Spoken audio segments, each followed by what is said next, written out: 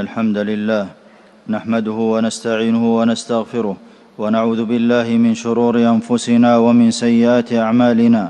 من يهده الله فلا مضل له ومن يضلل فلا هادي له، وأشهد أن لا إله إلا الله وحده لا شريك له.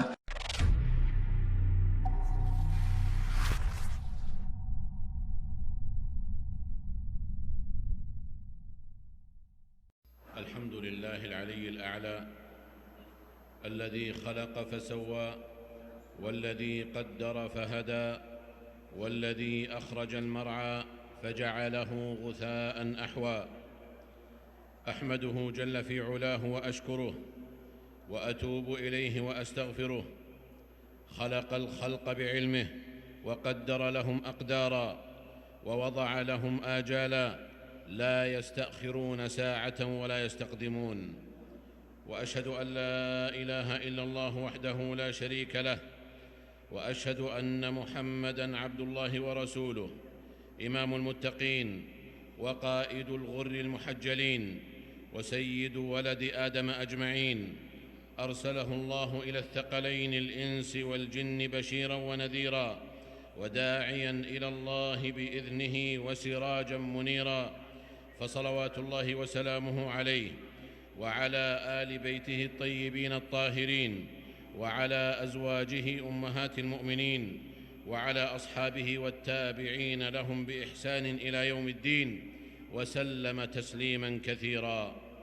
أما بعد، فاتقوا الله عباد الله وامتثلوا أمره واجتنبوا نهيه واستمسكوا بعروته الوثقى التي لا انفصام لها. فمن يكفر بالطاغوت ويؤمن بالله فقد استمسك بالعروة الوثقى لا انفصام لها، والله سميع عليم.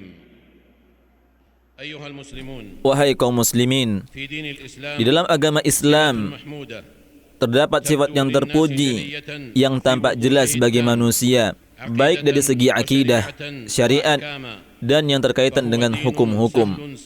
Dan ia adalah agama yang mudah dan toleran dan tidak dibayangi dengan samar-samar, dan dia tidak sulit untuk dipahami oleh pengikutnya, dan bebas dari kesulitan dan juga keanehan-keanehan.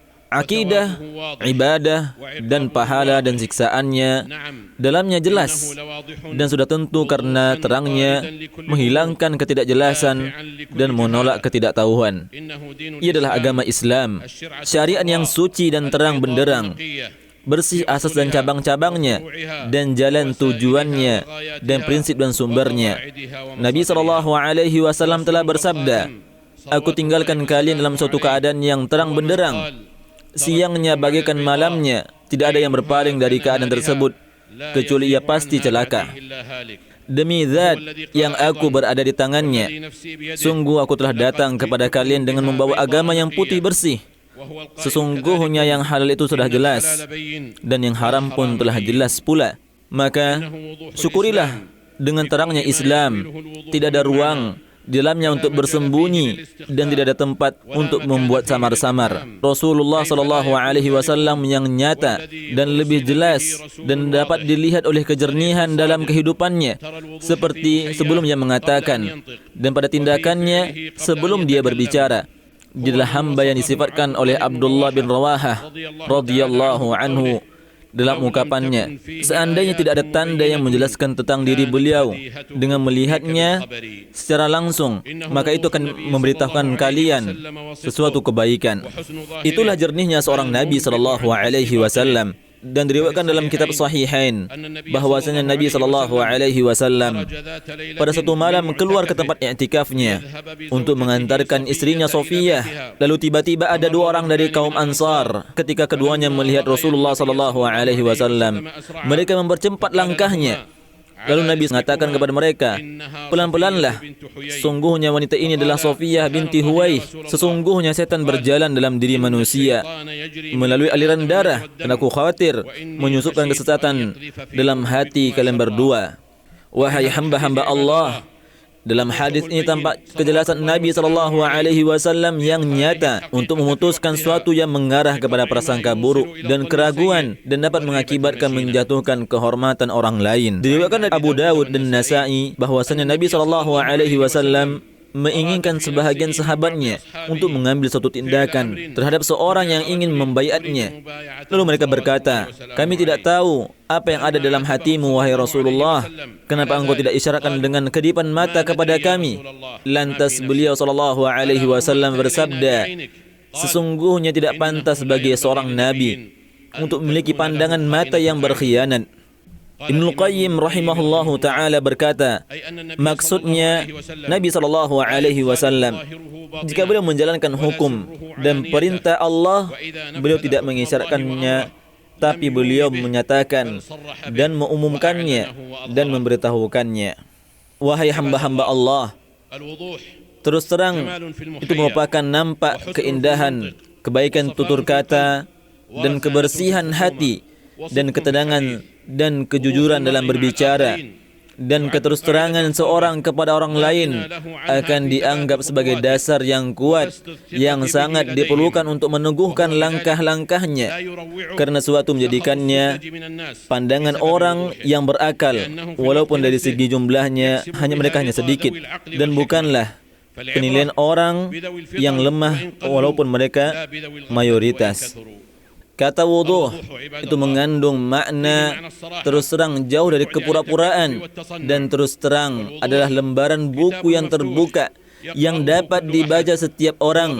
Ia merupakan pintu yang terbuka bagi setiap orang yang ingin memasukinya dengan menggunakan akal, dan ia adalah dasar yang dapat menghilangkan prasangka buruk, dan terus terang adalah musuh bagi kesamaran yang tidak mengandung dua makna, dan juga tidak menyeret orangnya untuk mencampuri urusan orang lain. Orang-orang yang bersikap terus terang akan mudah bergaulnya. Kebanyakan orang yang memahami dan mudah akrab dengannya karena karakternya lembut. Orang yang bersikap terus terang, engkau akan melihat seorang tersebut dalam perilakunya selektif dalam hidupnya, oportunis dalam memenuhi keperluannya. Seorang yang berterus terang tidak membutuhkan topi di wajahnya untuk menutupi perhatian orang lain dan sarung tangan untuk berjabat tangan dengan mereka, tapi ia berwajah satu, hatinya satu, prinsip dan perilakunya satu. Dan dengan terus terang hubungan akan berlanjut, dan di antaranya orang lain, meskipun terjadi perselisihan di antara mereka, karena terus terang maka itu menjadi jaminan untuk menutup setiap celah yang dilalui masuknya keraguan dan prasangka buruk. Dan sebaliknya, jika kesamaran tersebut mengenainya, maka hubungan di antara keduanya dan orang lain akan terputus, karena hal tersebut membutuhkan yang telah dijelaskan sebelumnya. Dan orang-orang terhindar dari sosoknya yang misterius disebabkan mereka tidak tahu apakah seorang tersebut ridha atau marah, suka atau benci, berterima kasih atau tidak tahu berterima kasih, tunduk atau keberatan. Orang-orang hanya merasakan khawatir dari seorang yang bersikap misterius di dalam kepribadiannya dan membuat mereka bingung, dan manusia tidak akan mudah percaya pada seorang kecuali karena keterus-terangannya. Karena keterus-terangannya yang nyata, keterus-terangan seorang dengan orang lain adalah salah satu tanda keberhasilannya untuk menarik perhatian mereka kepadanya, bukan untuk memalingkan, bukan untuk melindungi mereka, karena kesamaran adalah kedunguan yang mengacaukan perasaan orang lain dan juga mempermainkannya dan adalah hal-hal yang dapat memalukan secara moral. Dan semoga Allah Subhanahu wa taala melindungi kita semua dari malapetakannya. Dan sepantasnya seorang muslim hendaknya dia berterus terang dalam ucapannya, agar perkataannya dan maksudnya jelas untuk menghindari setiap provokasi di dalam permasalahan ketika bersama maupun seorang diri. Karena keterus-terangan adalah tanda-tanda orang yang jujur, di mana penampilannya, pikirannya sama, dan janganlah kalian memiliki batin yang dirahasiakan dalam tabiatnya yang bertentangan dengan penampilannya. Orang yang terus terang, orang yang tulus akan merasakan senang terhadapnya, karena padanya tampak kejelasan jika ia memandanginya. Wahai hamba Allah, ketahuilah bahwasannya keterus-terangan bagi seorang harus bersifat permanen. Maka sangat disayangkan bahwa hal itu dilakukan kemudian, bukan lebih awal, di mana terungkap perselisihan dan permusuhan setelah terpendam masalah dan basa-basi. Hal seperti ini dianggap sebagai penghinaan, bukan lagi keterus-terangan. Berbeda di antara keduanya yang terlihat jelas bagi orang-orang yang petunjuk oleh Allah setiap perkataan dan perbuatan, karena tidak ada yang memberi petunjuk kepada kebaikan kecuali Allah Subhanahu wa taala. Upayakanlah wahai seorang muslim untuk menjadi diri kalian apa adanya. Orang yang mudah terhadapmu bukan orang yang paling sulit bagimu. Bersikap terus teranglah, toleranlah dan lemah lembutlah, dan berlapang dada, dan janganlah bersempit, dan janganlah beri ruang bagi orang-orang untuk membeda-bedakan penafsiran mereka terhadap pribadianmu. Ketahuilah bahwasannya kesamaran itu akan menjauhkan, bukan malah mendekatkan, dan malah mencerai-beraikan, bukan menyatukannya. Dan ketahuilah orang-orang yang mengajak dan mempengaruhi kesamaran, sebenarnya mereka telah menipu orang lain untuk menggambarkan mereka untuk lebih dalam pemikirannya daripada orang lain. Mereka melihat orang-orang yang tenggelam di dalam lautan, mereka berprasangka terhadap mereka tanpa memberi pelampung penyelamat yang terus terang yang menjauhkan mereka dari prasangka yang keliru kepada mereka. Maka kemudian ketahuilah bahwa ada perbedaan yang nyata antara keterus-terangan dengan kedunguan, antara misterius dan penuh kerahasiaan. Keterus-terangan bukan berarti seorang itu dungu dan memiliki sifat yang khusus, dan tidak juga berarti ia tidak memiliki rahasia yang harus dia simpan, yang perlu disembunyikan. Sama halnya dengan bersikap misterius, yang berarti hati-hati sendiri, dan juga tidak menghalangi pemahaman dari keberanian dan transparansi. Bersikap pertengahlah wahai seorang muslim adalah sebaik-baik hal, agar keterus-teranganmu jangan sampai kepada batas kebosanan dan engkau merasa tersakiti, dan kerahasianmu mencapai titik ketidakjelasan sehingga orang-orang menjauhkan diri darimu. Orang-orang yang pintar lagi cerdas adalah orang-orang yang bersikap di antara keduanya. Bersikap gambanglah, bersikap terus teranglah jika engkau menginginkan martabat yang tinggi. Dan sungguh keterus terangan seorang yang cerdas berupa mahkota, dan seburuk-buruknya keputusan adalah prasangka buruk dan perjalanan orang-orang yang bersikap misterius dan tidak sempurna. من كل ذنب وخطيئة فاستغفروه وتوبوا إليه إن ربي كان غفورا رحيما. الحمد لله على إحسانه والشكر له على توفيقه وامتنانه، وأصلي وأسلم على نبيه المصطفى الداعي إلى رضوانه. أما بعد فاتقوا الله. Wahai hamba Allah, bertakwalah kepada Allah, dan ketahuilah bahwasannya tidak sepantasnya bagi seorang untuk meremehkan efek dari tidak terus terang, karena hal itu akan menimbulkan maslahat yang serius dalam keluarga, lapisan masyarakat, kesejahteraan, dan pekerjaan dan administrasi. Oleh karenanya, meski ditolak segala hal yang mendatangkan kekacauan dan rintangan yang menghalanginya, adapun bidang administrasi yang berkaitan dengan kepentingan negara dan rakyat, maka sangat ditekankan padanya kejelasan dan transparansi, karena hal tersebut dapat mempengaruhi baik positif maupun negatifnya. Kewajiban orang yang bertanggung jawab padanya lebih besar di hadapan Allah dan kemudian di hadapan pemimpin yang mengayominya, dan pondasi pemerintahan yang kontemporer yang sering diperkenalkan hanya untuk mengontrol manajemen, finansial, dan produktivitasnya, dan demi kepentingan umum, dan untuk melaksanakan prinsipnya integritas dan pemberantasan korupsi. Konsep pemerintahan yang tidak ada artinya kalau ia kurang dari ketiga kriteria yang umum, yaitu kriteria kepatuhan dan komitmen apa yang telah ditetapkan oleh pemimpin untuk mengendalikan kepentingannya yang meliputi masyarakat, dan kemudian kriteria keamanan finansial untuk menjaga aset publik dari manipulasi berikutnya. Kriteria transparansi yang arti kejelasannya nyata untuk melibatkan pemangku kepemimpinan dan jalannya pekerjaan sesuai dengan cara pemasukan dan pengeluarannya. Dan kriteria tersebut bukanlah hal yang baru dalam agama ini.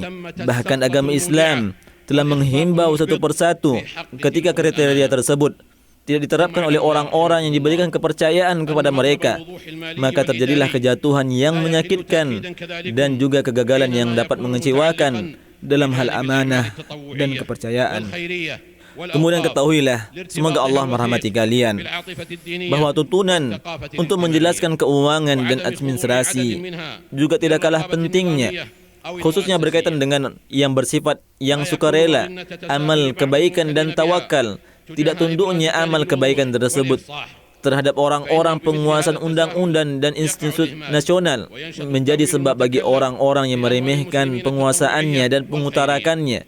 Karena sifat remeh seperti ini terjadi pengabaian dan menimbulkan penafsiran seorang yang dipercayakan mengelola dana sukarela dan amal kebaikan umat Islam, dan bahwa lembaga tersebut berkaitan dengan amal kebaikan yang perlu transparan dan kejelasan dalam pengelolaannya, pembelajaran dan sumber dananya, pembelanjaan dan sumber dananya, dan juga tidak karena terpisah keuangannya dan akuntansinya, karena pengelolanya adalah yang orang-orang yang diamanahkan, orang-orang yang bersedekah dan berinfak.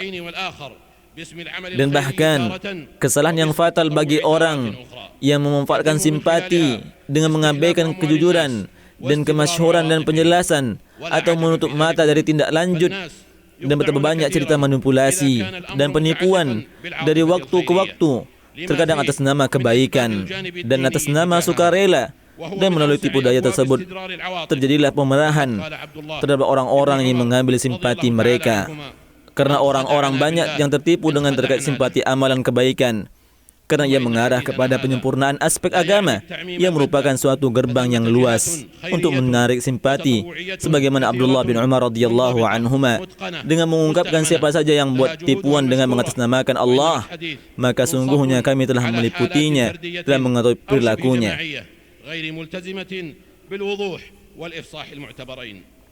ولا تحمل برامجها معنى الانضباط المالي على الوجه المرضي الخاضع للرقابة والمحاسبة، وإعذارا لمن استأمنوهم على صدقاتهم وزكواتهم.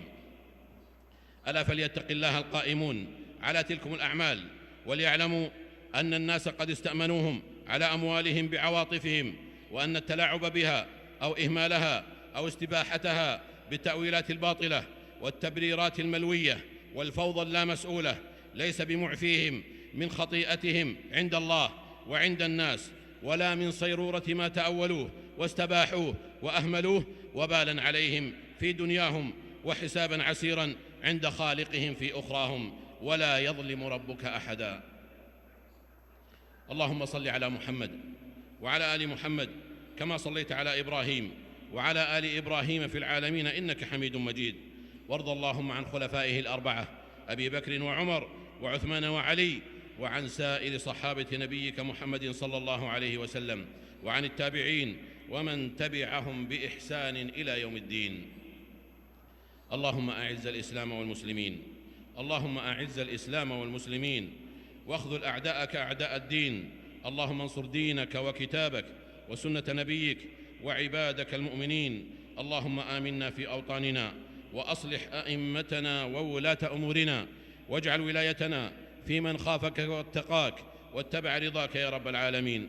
اللهم وفق إمامنا وولي أمرنا لما تحبه وترضاه من الأقوال والأعمال يا حي يا قيوم. اللهم أصلح له بطانته يا ذا الجلال والإكرام. اللهم وفق ولي عهده فيما أوكل إليه، واجعل فيه الخير للبلاد والعباد. اللهم أصلح أحوال المسلمين في كل مكان، واجعلهم شاكرين لنعمك مثنين بها عليك، قابليها وأتمها عليهم بجودك وكرمك يا أكرم الأكرمين. ربنا آتنا في الدنيا حسنة وفي الآخرة حسنة وقنا عذاب النار. سبحان ربنا رب العزة عما يصفون، وسلام على المرسلين، وآخر دعوانا أن الحمد لله رب العالمين.